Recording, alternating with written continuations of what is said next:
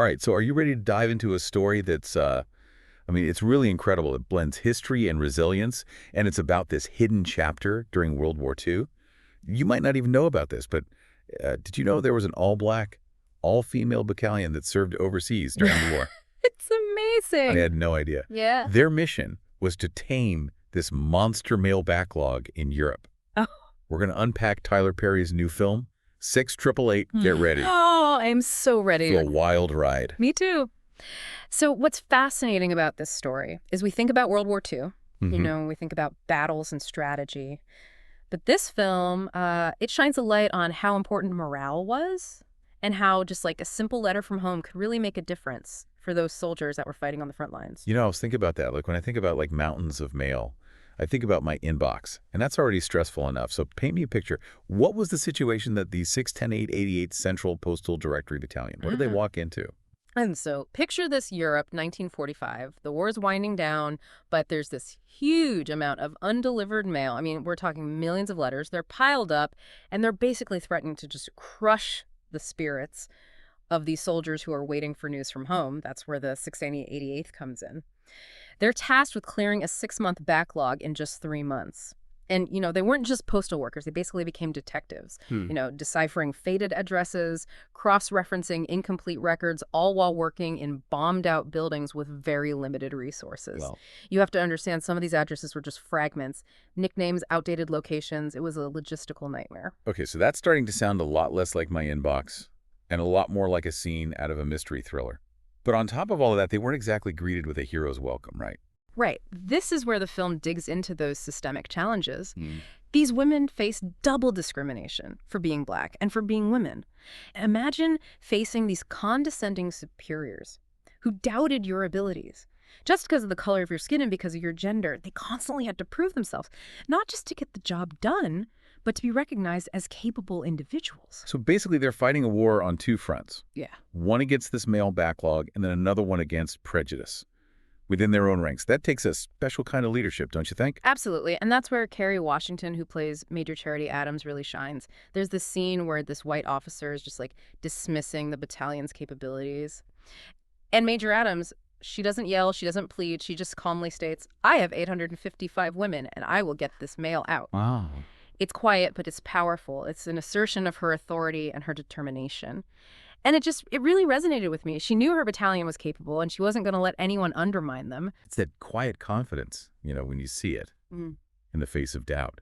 And speaking of powerful women, we can't forget Oprah Winfrey as Mary McLeod Bethune, who was like a historical powerhouse. What was her role in the story? Oh, she was amazing. Mary McLeod Bethune was an educator, a civil rights activist, and she was actually a close advisor to President Roosevelt.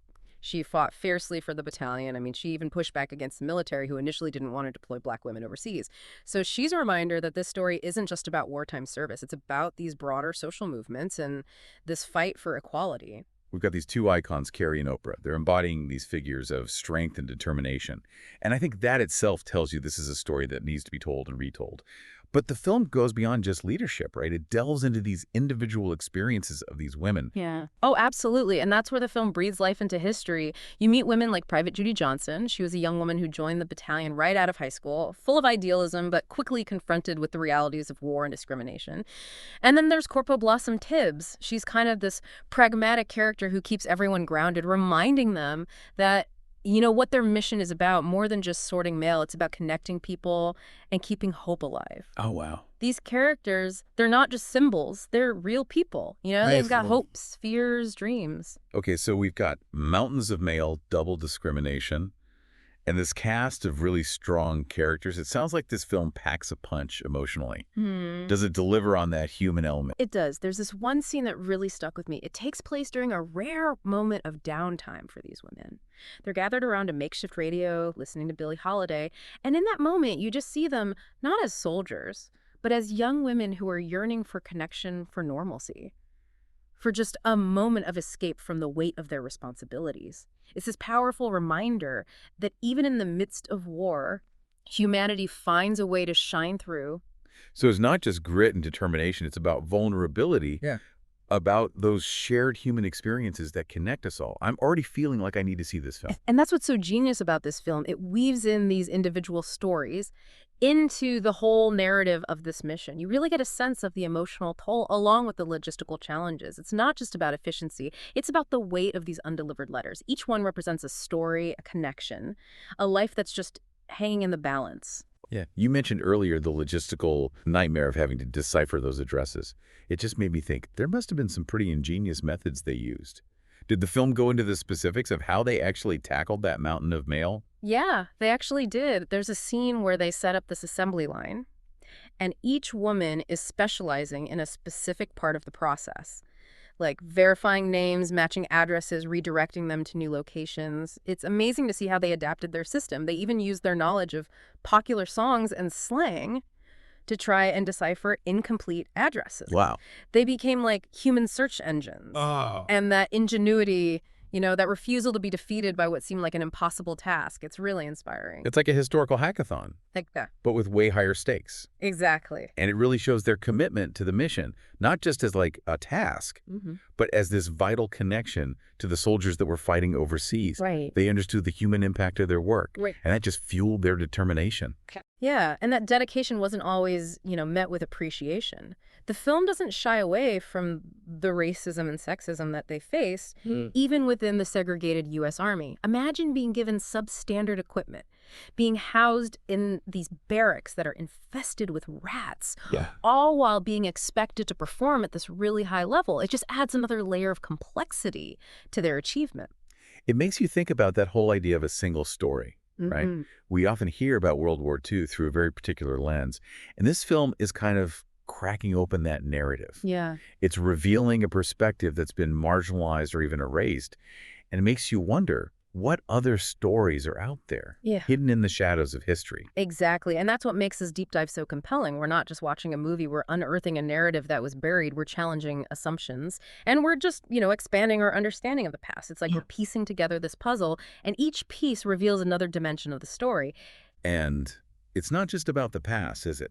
These themes of resilience, determination, fighting for recognition, they resonate with the challenges that we're facing today. Oh, for sure. It makes you think about the fight for equality, for inclusivity, for a world where everyone's story is valued and heard. Absolutely. By connecting those experiences of the 6,888 to temporary issues, the film is encouraging us to kind of draw these parallels and see how the fight for social justice continues.